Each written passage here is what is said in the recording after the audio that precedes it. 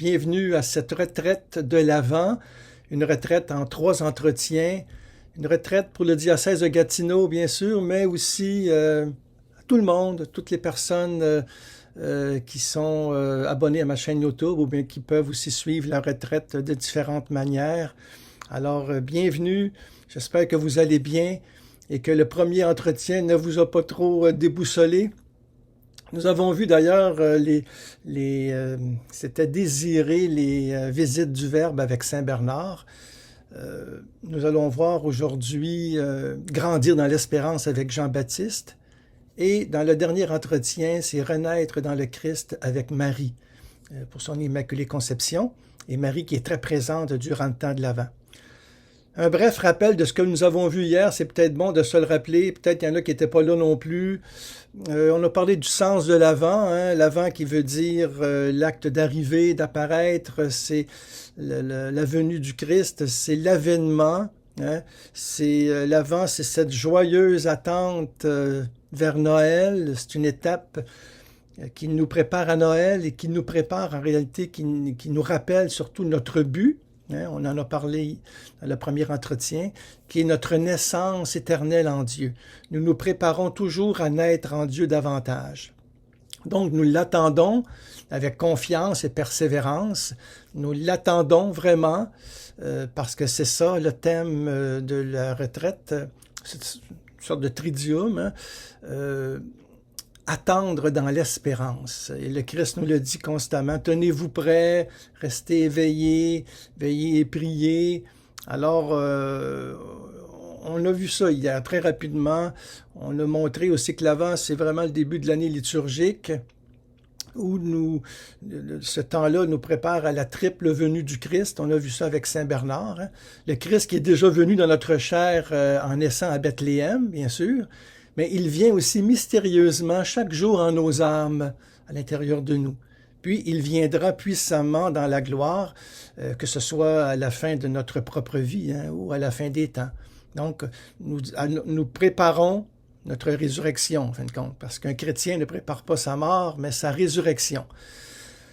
Alors c'est pour ça que l'Avent, c'est pas seulement une simple période avant Noël, hein, mais l'avènement de la naissance du Verbe fait chair et l'attente de son retour. D'où l'importance de l'espérance.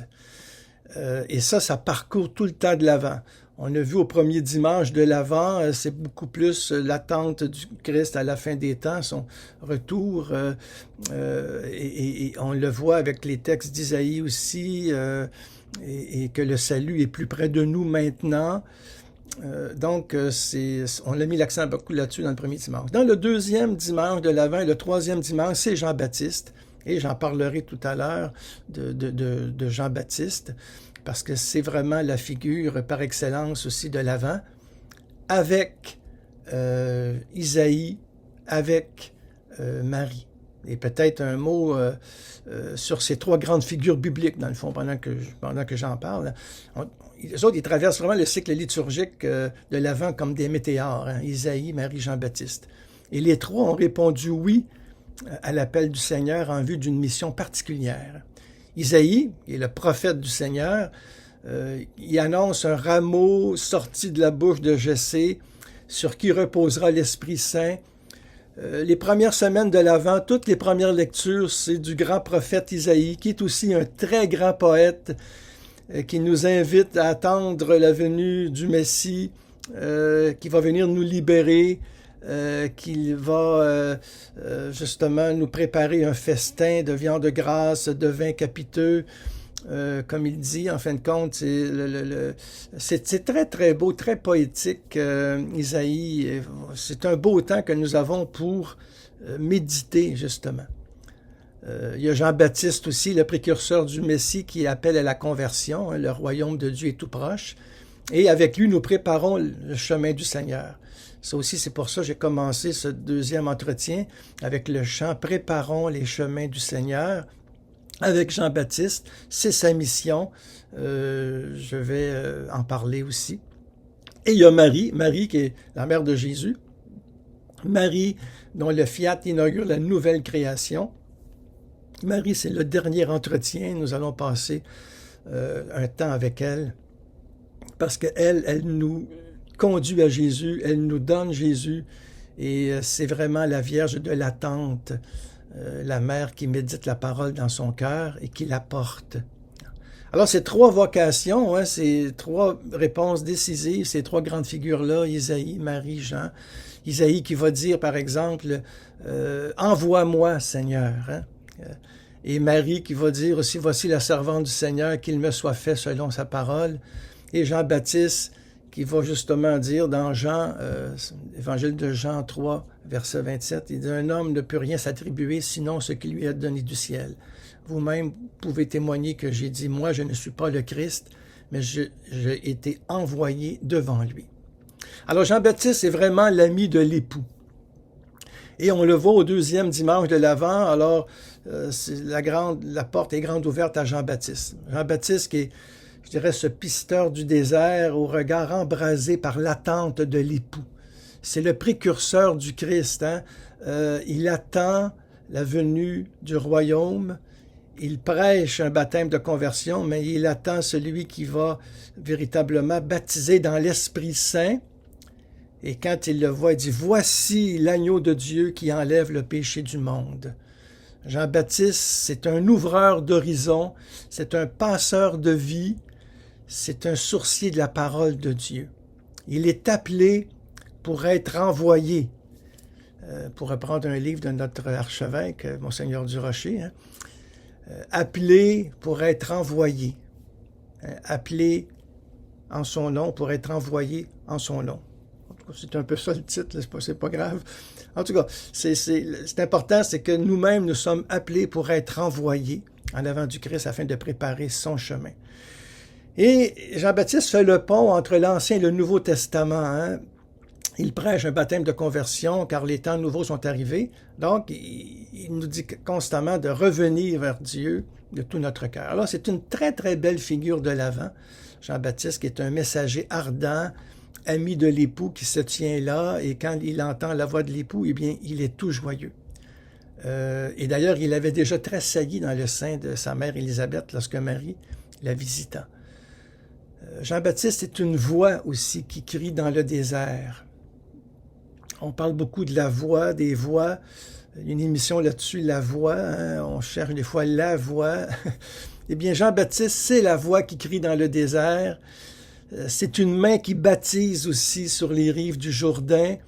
C'est un doigt pointé vers la voie à suivre. Et il s'habille et se nourrit comme le grand prophète Élie qui devait revenir. Alors, c'est une belle figure d'attente qui proclame un baptême, en fin de compte, où on reconnaît nos péchés, mais qui ne les efface pas. Hein. C'est vraiment le baptême dans l'Esprit Saint et le feu, inauguré par Jésus, qui va justement nous renouveler, effacer le péché. En fin de compte, c'est Jésus qui sauve, hein, et non Jean-Baptiste. Jean-Baptiste, il est là pour nous montrer la voie. C'est un veilleur de Dieu. Et il voit de loin l'agneau qui vient. Comme nous voyons des fois de loin Jésus. Nous attendons ses visites, comme nous en avons parlé dans le premier entretien, hein, les visites du Verbe qui arrivent, on ne sait pas d'où, qui repart, mais qui nous laisse dans une paix, dans une joie, et nous attendons sa venue, attendre dans l'espérance. Et dans ce deuxième entretien, c'est grandir dans l'espérance. Et Jean-Baptiste a attendu, et il a eu la grâce du martyre, en fin de compte, parce que sa lampe va briller dans la prison d'Hérode, hein, pour que brille le Christ, la lumière du monde. Et c'est comme ça que, dans sa mort, Jean-Baptiste crie encore plus fort par la parole justement faite chair. Et il y en a plein de martyrs aujourd'hui encore, dans de nombreux chrétiens et chrétiennes d'Orient, et même pour leur foi dans certains pays, eh bien, on témoigne encore du Christ par le sang aujourd'hui, de cette venue de Dieu dans notre chair. Alors, c'est quand même très... je trouve ça très, très important de rappeler ça. Et nous-mêmes, nous sommes appelés à grandir dans l'espérance. C'est un thème J'en parle parce que c'est le thème du carnet de l'Avent. L'année passée, j'avais fait le carnet de l'Avent et le thème, c'était grandir dans l'espérance de la vie liturgique. Cette année, le thème, c'est espérer en sa présence. Alors moi, j'ai voulu faire une petite synthèse et attendre dans l'espérance. Mais c'est sûr que l'espérance est au cœur de l'Avent et c'est pour ça qu'on en parle partout, dans différents thèmes, dans les différentes équipes aussi pastorales. Mais attention ici, là, l'espérance chrétienne n'est pas un optimisme béat, hein, mais une confiance totale en Jésus. L'espérance est un élan vers Dieu. C'est vraiment un mouvement de la volonté, je dirais, qui est tendu vers la possession de l'amour, qui est tendu vers le Christ.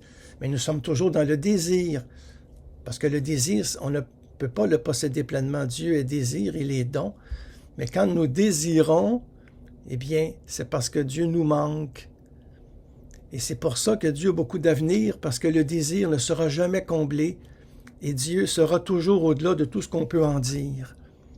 Et notre désir du cœur peut l'approcher, mais en réalité, nous ressentirons toujours un manque, parce que nous sommes de passage ici-bas et que notre vraie patrie, eh bien, c'est le ciel, là où vit le Christ, avec le Père et l'Esprit Saint. Puis nos amis les saints, puis les anges que j'aime beaucoup, hein, qui sont là aussi et qui sont très présents, surtout dans le temps de Noël. Les anges. On les chante d'ailleurs. Hein? Les anges dans nos campagnes ont entonné l'hymne des cieux. Bon, alors nous sommes dans l'Avent. Mais en tout cas, je fais une petite publicité pour mon livre sur les anges pendant que j'y pense. Eh bien, c'est un livre justement chez Novalis pour nous faire découvrir ce monde invisible qui est très présent dans la Bible, bien sûr, mais dans le Nouveau Testament aussi, où les anges sont là dès le début, où ils annoncent la venue du Christ. Les anges sont là pour accompagner Jésus au désert. Ils sont là aussi à la résurrection pour annoncer déjà aux femmes la résurrection du Christ. Quand ils sont là dans le tombeau, les anges sont avec nous. Alors, j'ai fait dans ma chaîne YouTube toute une retraite sur les anges aussi. Donc, l'attente dans l'espérance, c'est un mouvement de notre volonté qui est tendu vers l'amour, vers Dieu. Et ce mouvement-là, notre espérance est fondée sur la promesse que le Christ opère en nous et le Christ qui est là, en fin de compte. Donc, l'attente du Christ dans l'espérance est souvent illustrée par les 4 bougies de la couronne de l'Avent. Et nous-mêmes, peut-être dans nos maisons, nous avons cette couronne-là. Je pense que c'est important. Je l'ai choisi comme symbolique, d'ailleurs, de notre retraite, ces 4 bougies de l'Avent. Et j'en parlerai aussi tantôt d'une petite histoire sur ces 4 bougies de l'Avent. Alors, tout ça, ça crée quand même une attente. Comme les cantiques de Noël aussi, hein. Il y en a plein, hein. Venez, divin Messie, ou bien Sabergé, assemblons-nous. Ces beaux chants religieux qui créent une ambiance joyeuse et qui font partie de notre culture, hein. Même chose pour le sapin de Noël, même en temps de pandémie, peut-être aussi, il y en a qui auront moins le cœur à ça, mais il reste quand même que nous pouvons installer une crèche où nous retrouvons un petit peu notre cœur d'enfant. Et c'est très important, ça. Je ne sais pas si vous êtes comme moi, mais moi, j'aime beaucoup passer du temps devant la crèche, où je médite avec amour ce grand mystère de Jésus, hein, de cet enfant, c'est entre le bœuf et l'âne gris, dors. Bon, c'est l'enfant Dieu, hein.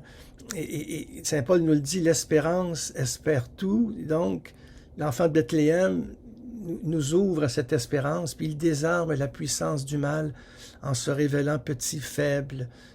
C'est le pain de vie, en réalité, déposé dans une mangeoire pour nourrir l'humanité entière. La mangeoire, qui est le lieu pour les animaux où ils se nourrissent, eh bien, c'est là que le Christ est déposé, symboliquement, pour nourrir l'humanité. Et le Christ, c'est vraiment un désir à vivre. Ça, c'est très important. Je reviens souvent. Ce n'est pas un besoin à satisfaire. Hein. Dieu est un désir à vivre. Il invite à la vigilance, le Christ, à l'attente. Et c'est pour ça que, en fin de compte, comme disait Saint Jean de la Croix, celui qui espère obtient tout de Dieu. On obtient de Dieu autant qu'on en espère. On obtient de Dieu autant qu'on en espère. Alors, c'est très, très beau, ça.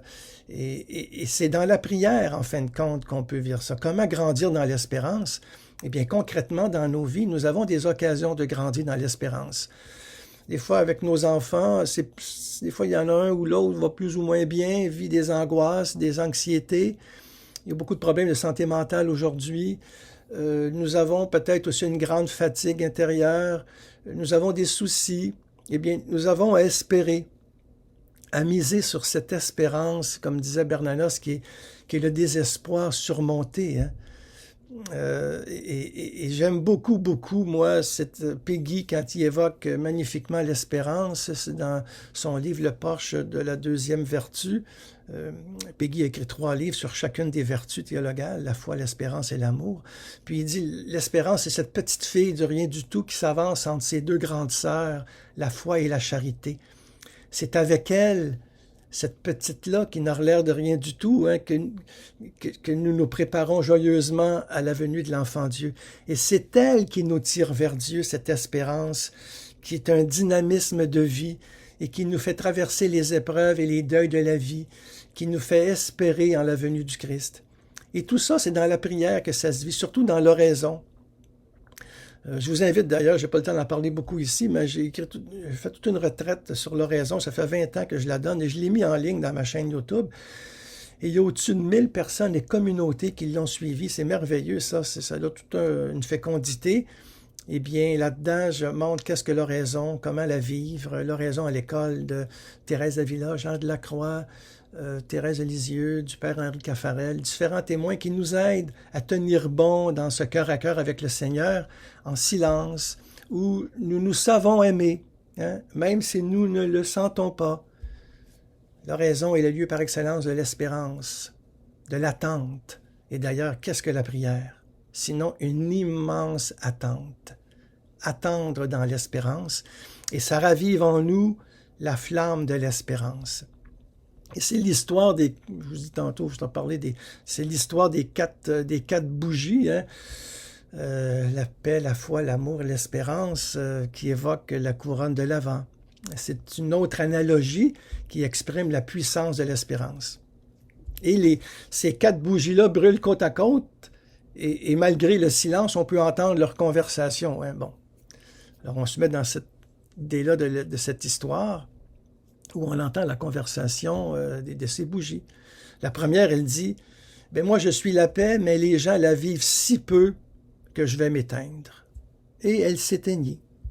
La deuxième bougie, elle dit, « Je suis la foi, mais on ne veut rien savoir de moi aujourd'hui. » Et elle s'éteignit, elle aussi.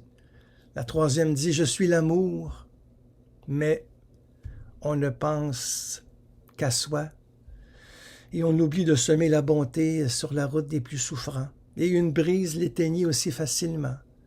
Alors un enfant entra dans la pièce, il vit les 3 bougies éteintes. Alors il se mit à pleurer.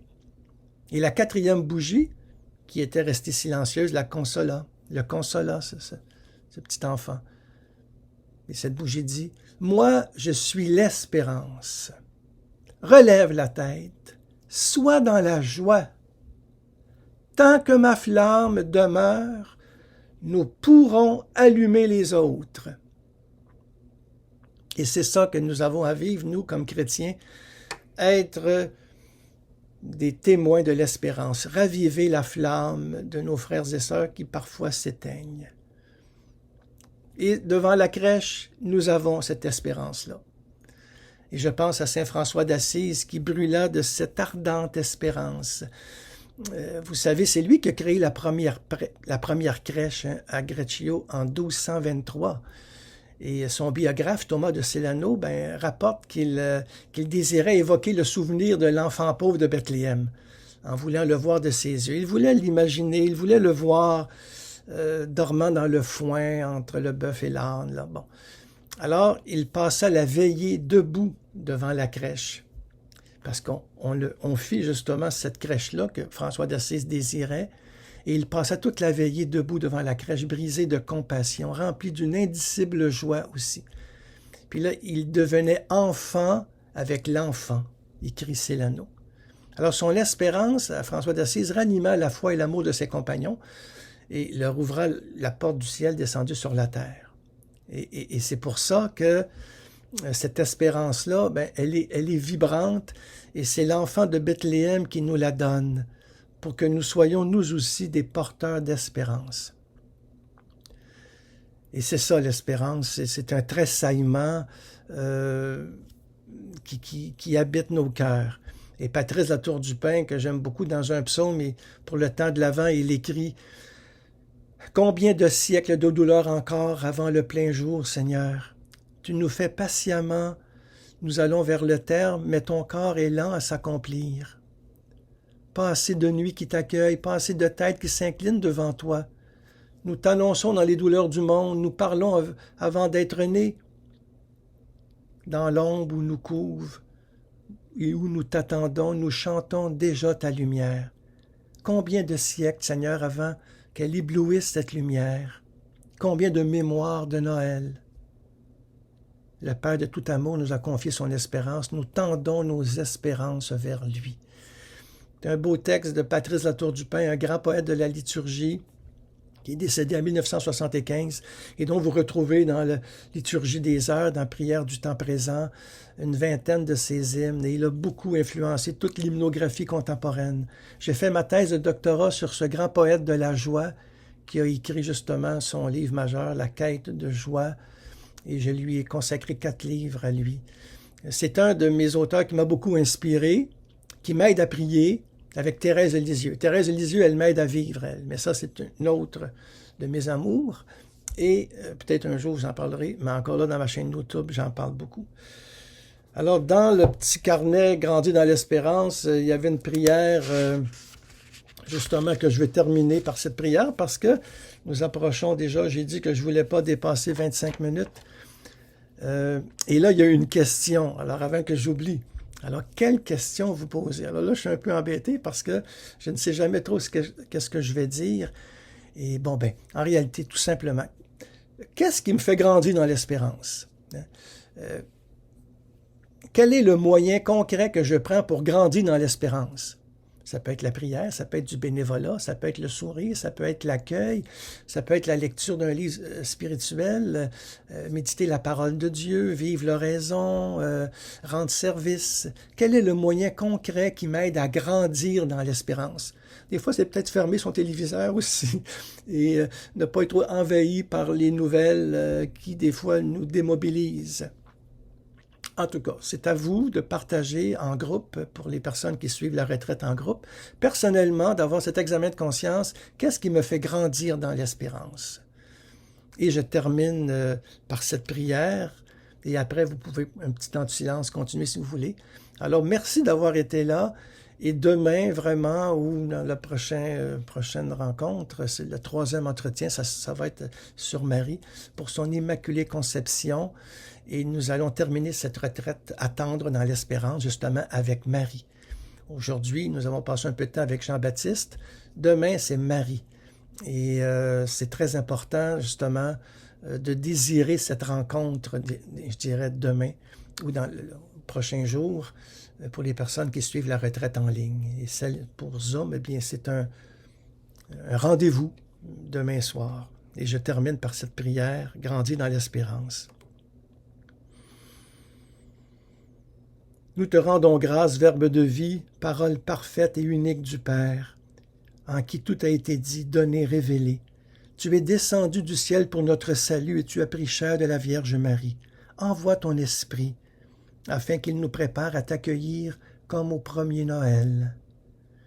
Nous te bénissons, Sauveur du monde, de naître et de grandir en nos cœurs. Ta lumière illumine la vie quotidienne, ta venue oriente notre histoire sainte. Tu instaures un royaume de justice en apportant la paix et le pardon. Apprends-nous à te suivre avec amour.